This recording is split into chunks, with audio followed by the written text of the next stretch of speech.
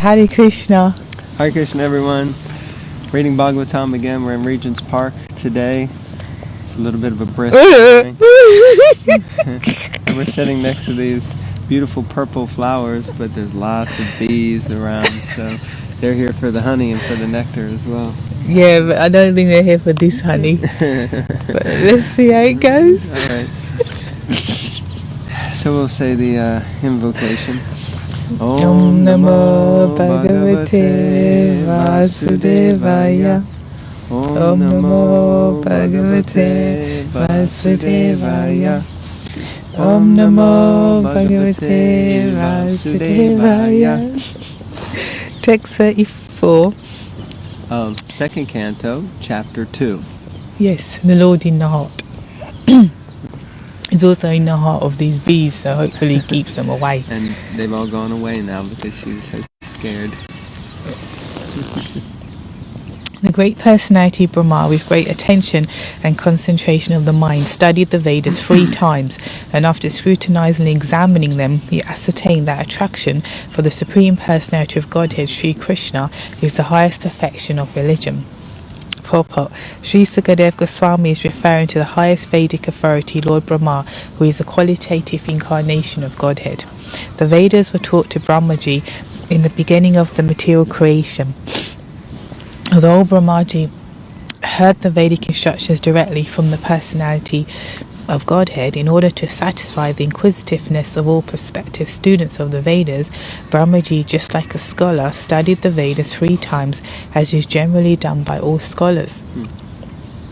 He studied with great attention, concentrating on the purpose of the Vedas, and after scrutinizingly examining the whole process, he ascertained that becoming a pure, unalloyed devotee of the Supreme Personality of Godhead, Sri Krishna, is the topmost perfection of all religious principles. And this is the last instruction of the Bhagavad Gita, directly presented by the Personality of Godhead. The Vedic conclusion is thus accepted by all acharyas. And those who are against this conclusion are only Vedavata-ratas, as explained in the Bhagavad Gita 2.42. Vedavata-ratas. So, it seems like it's important if you really want to understand something, especially Vedic knowledge or information, it's important to study it 3 times, to go over it 3 times before you can actually present it. And it's also great that Lord Brahma, here we see that Lord Brahma's assertion, who was the first person in the disciplic succession in this universe to get the knowledge of the Vedas from Krishna, that his assertion, after studying that knowledge 3 times, was that the most important and the highest thing was to develop love for Krishna, like that. Some people, they have attraction for other things. Okay. Text 35.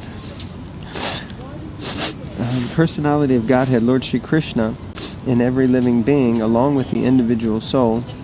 Easy. The personality of Godhead, Lord Krishna, is in every living being, along with the individual soul. And this fact is perceived and hypothesized in our acts of seeing and taking help from the intelligence. Purport. The general argument of the common man is that since the Lord is not visible to our eyes, how can one either surrender to him or render transcendental loving service unto him? To a common man, here is a practical suggestion given by Shukadev Goswami as to how one can perceive the Supreme Lord by reason and perception. Actually, the Lord is not perceivable by our present materialized senses, but when one is convinced of the presence of the Lord by a practical service attitude, there is a revelation by the Lord's mercy, and such a pure devotee of the Lord can perceive the Lord's presence always and everywhere. He can perceive that intelligence is the form direction of the Paramatma, plenary portion of the personality of Godhead. The presence of Paramatma in everyone's company is not very difficult to realize, even for the common man. The procedure is as follows. One can perceive... One can perceive one's self-identification and feel positively that he exists. He may not feel it very abruptly, but by using a little intelligence, he can feel that he is not the body. He can feel that the hand, the leg, sneeze, the head, the hair and the limbs are all his bodily parts and parcels, but as such the hand, the leg, the head, etc. cannot be identified with his self. Therefore, just by using intelligence, he can distinguish and separate his self from other things that he sees. So the natural conclusion is that the living being, either man or beast, is the seer, and he sees besides himself all other things. So there's a difference between the seer and the seen.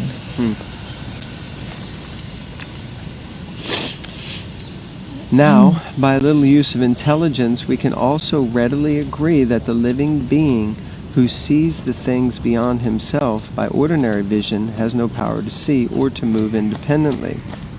All our ordinary actions and perceptions depend on various forms of energy supplied to us by nature in various combinations.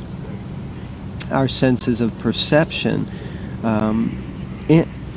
our senses of perception and of action, that is to say our 5 perceptive senses, hearing, touch, sight, taste, and smell, as well as our 5 senses of action, namely hands, legs, speech, evacuation organs, and reproductive organs, and also our 3 subtle senses, namely mind, intelligence, and ego, 13 senses in all, are supplied to us by various arrangements of gross or subtle forms of natural energy. Powerful point.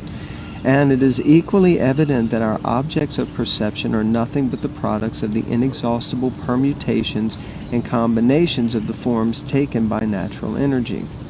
As this conclusively proves that the ordinary living being has no independent power has no independent power of perception or of motion, and as we undoubtedly feel our existence being conditioned by nature's energy, we conclude that he who sees is spirit, and that the senses as well as the objects of perception are material. Powerful, powerful statement in the way it's explained.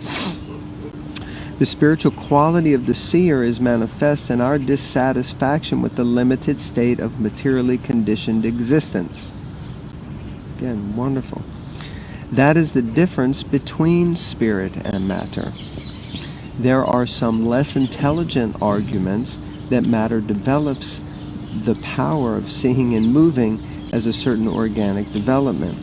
But such an argument cannot be accepted because there is no experimental evidence that matter has anywhere produced a living entity. Trust no future, however pleasant. Idle talks regarding future development of matter into spirit are actually foolish because no matter has ever developed the power of seeing or moving in any part of the world. Therefore, it is definite that matter and spirit... Very busy park.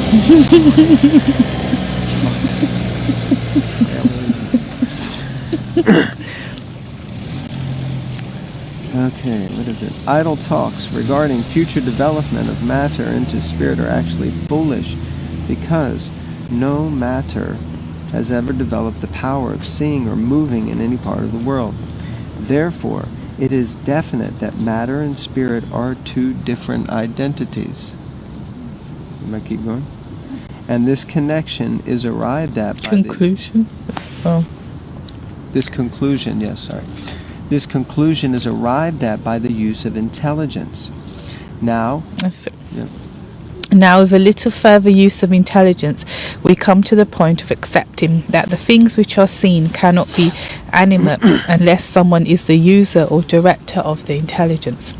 Intelligence gives one direction, like some higher authority.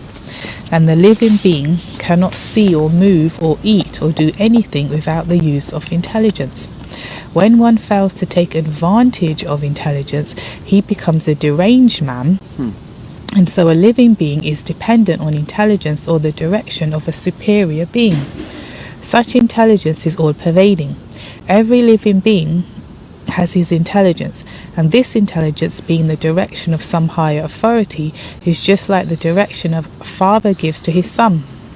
The higher authority who is present and residing within every individual living being is the Super Self. At this point in our investigation, we may consider the following question. On the one hand, we realize that all our perceptions and activities are conditioned by arrangements of material nature, yet we also ordinarily feel and say, I am perceiving or I am doing.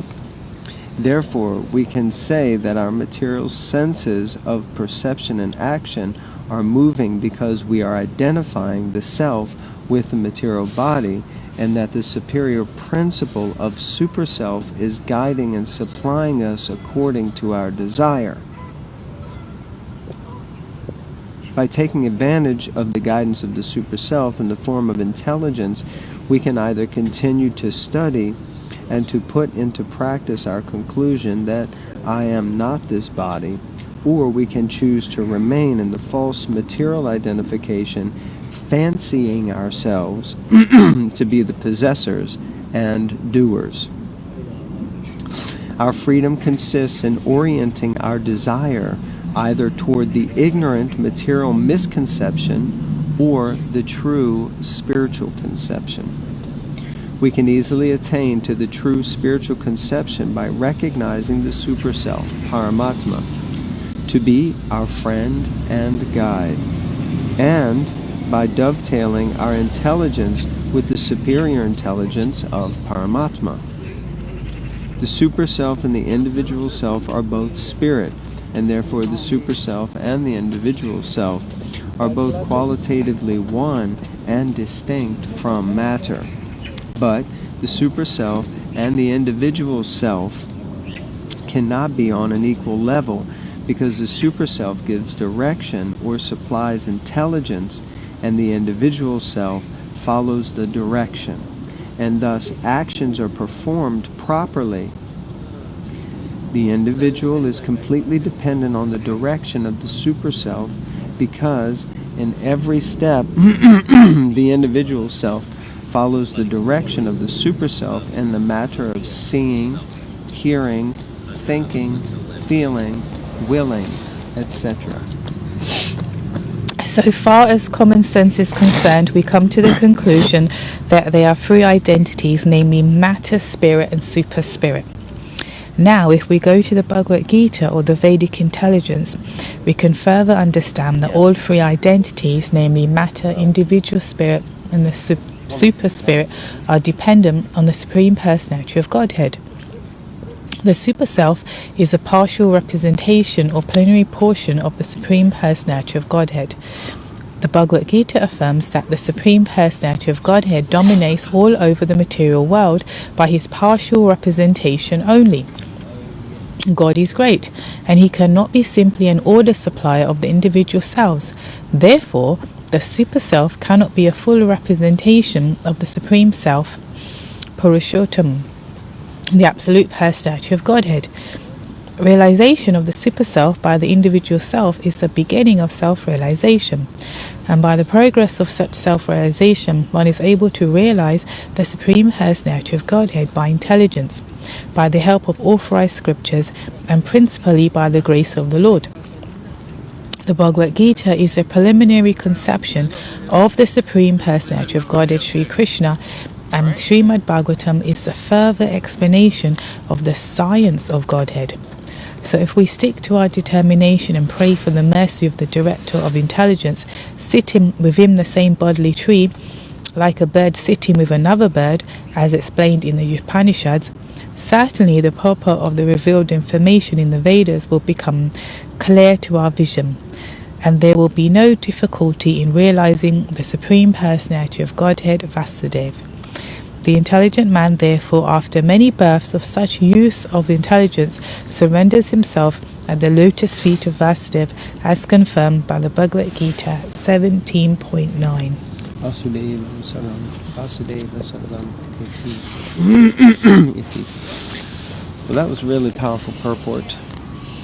Srila Prabhupada very expertly breaks everything down to help us to see that actually we're pretty helpless in this world, and whoever or whatever we may think we are, identify ourselves as, if we identify ourselves as these bodies, then the body has completely been created by energy coming from somewhere else outside of ourselves.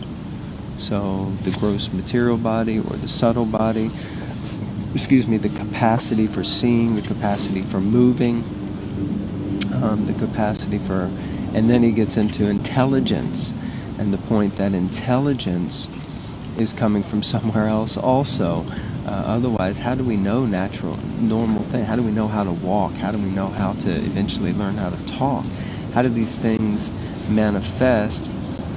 We could say, yeah, we're being fed, but from a young age, we know how to eat, swallow, know how to poop, do things like that. So go to the bathroom. We know how to move around. We know how to cry. We know how to scream. We kind of know, baby knows when to feel comforted and when not, when to feel afraid.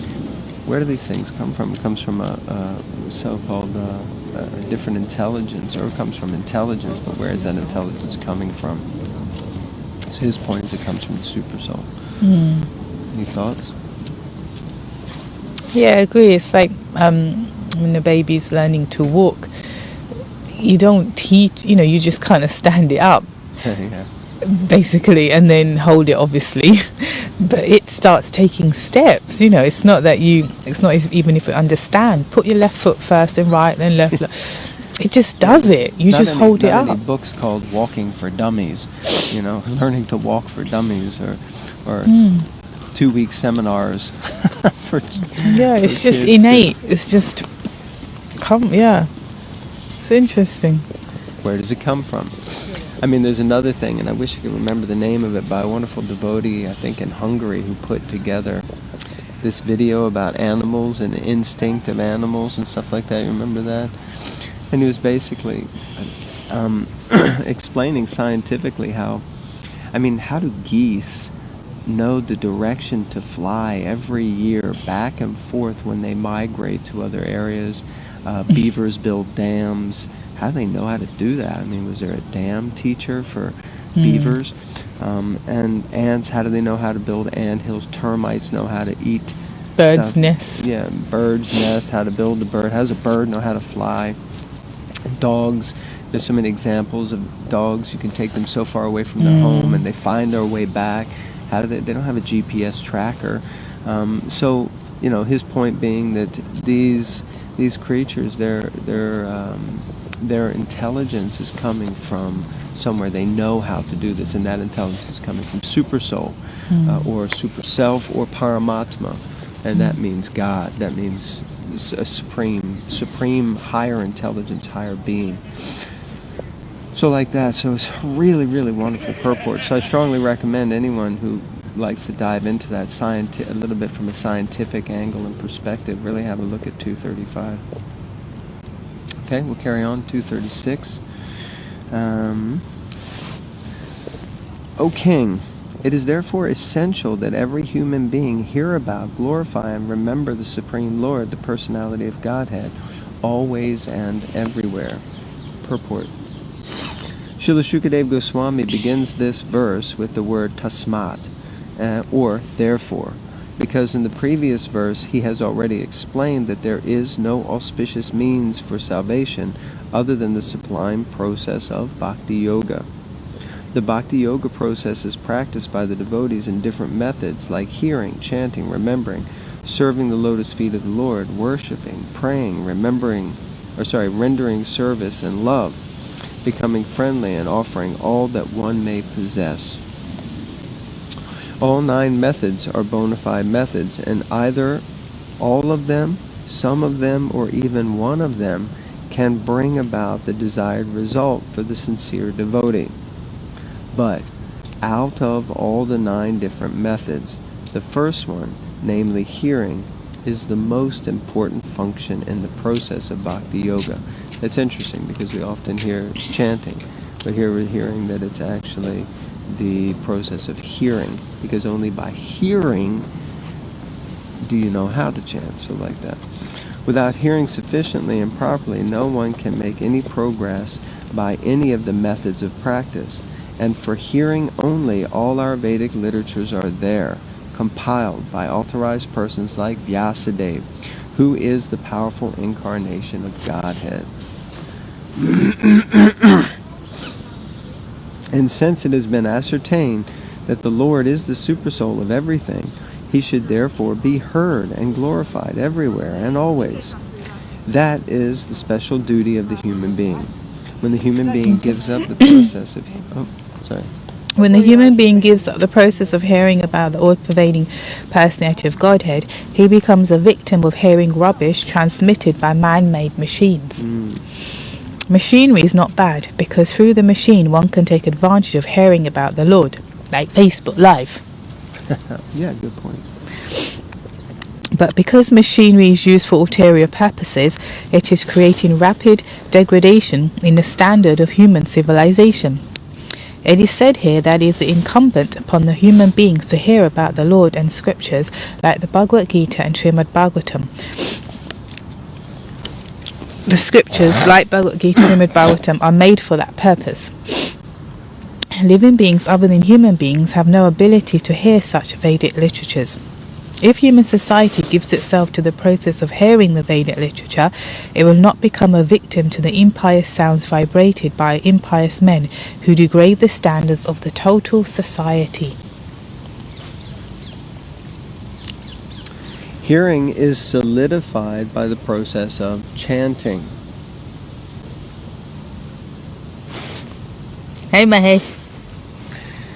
No, Manish. Sorry. Got my glasses off. Manish. Hearing is solidified by the process of chanting. One who has perfectly heard from the perfect source becomes convinced about the all-pervading personality of Godhead, and thus becomes enthusiastic in glorifying the Lord.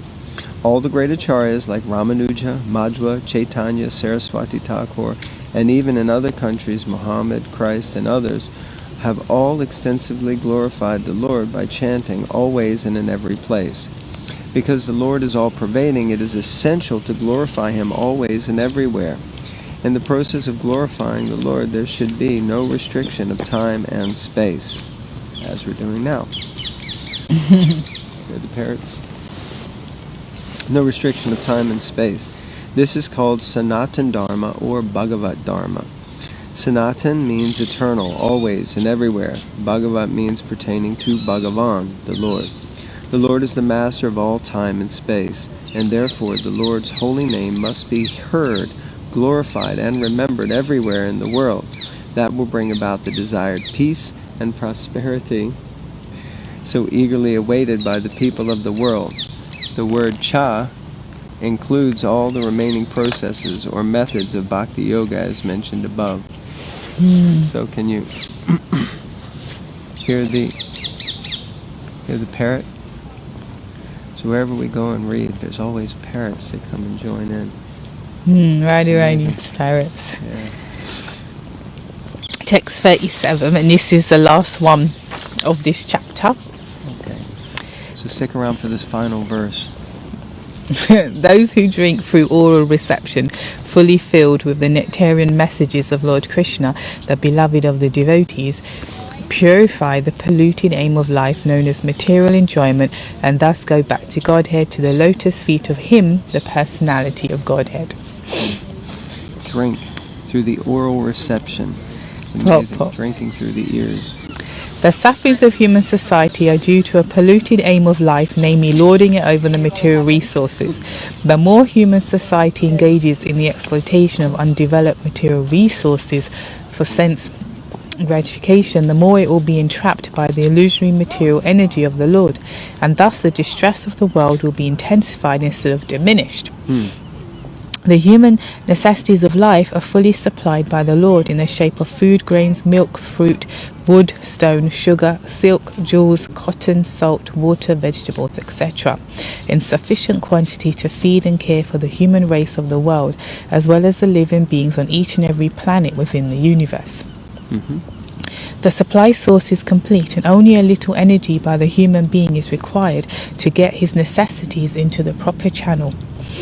There is no need of machines or tools and or huge steel plants for artificially creating comforts of life.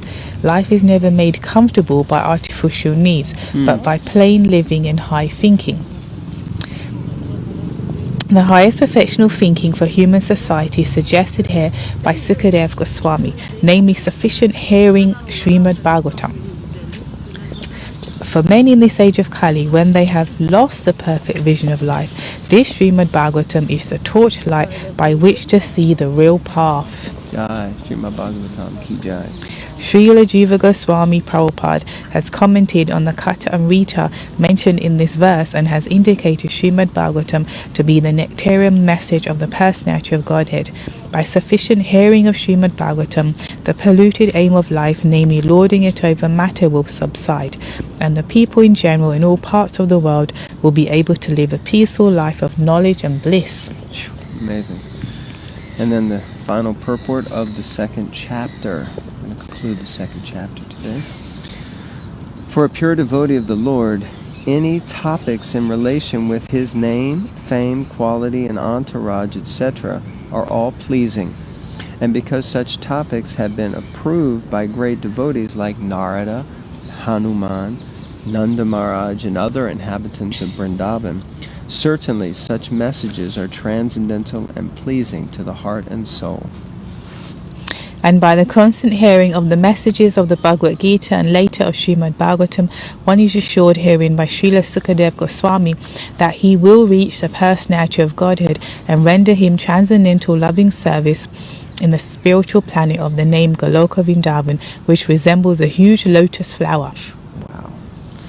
Thus, by the process of bhakti yoga, directly accepted, as suggested in this verse, by sufficient hearing of the transcendental message of the Lord, the material contamination is directly eliminated without one's attempting to contemplate the impersonal Virat conception of the Lord. And by practicing bhakti yoga, if the performer is not purified from the material contamination, he must be a pseudo-devotee. For such an impostor, there is no remedy for being freed from material entanglement. Prabhupada ki jai. Okay. Thus end the Bhaktivedanta purports of the second canto, second chapter of the Srimad Bhagavatam, entitled The Lord in the Heart. Now this last statement from Srila Prabhupada that about the pseudo-devotee, actually I have notes on my iPad, and I just open up the note and it says, one who is not purified must be a pseudo-devotee. And I think that means me. But anyway, it's a deeper topic because, sometimes it seems difficult to get purified of all these unwanted things in the heart. So anyway, we thank you all for joining us and hearing the Grantaraj Srimad Bhagavatam. As you can see, we have this beautiful Bhagavatam here. This is the second canto, part 1, that we had done for the 50th anniversary year. Has Shri Shri Radhalanda Nishwara on the front. If you are interested in having a copy, let us know, and we will happily send it to you. Please, any comments or feedback are greatly appreciated down below. Right. Hello to again Manish and your good wife and kids. All right. I will.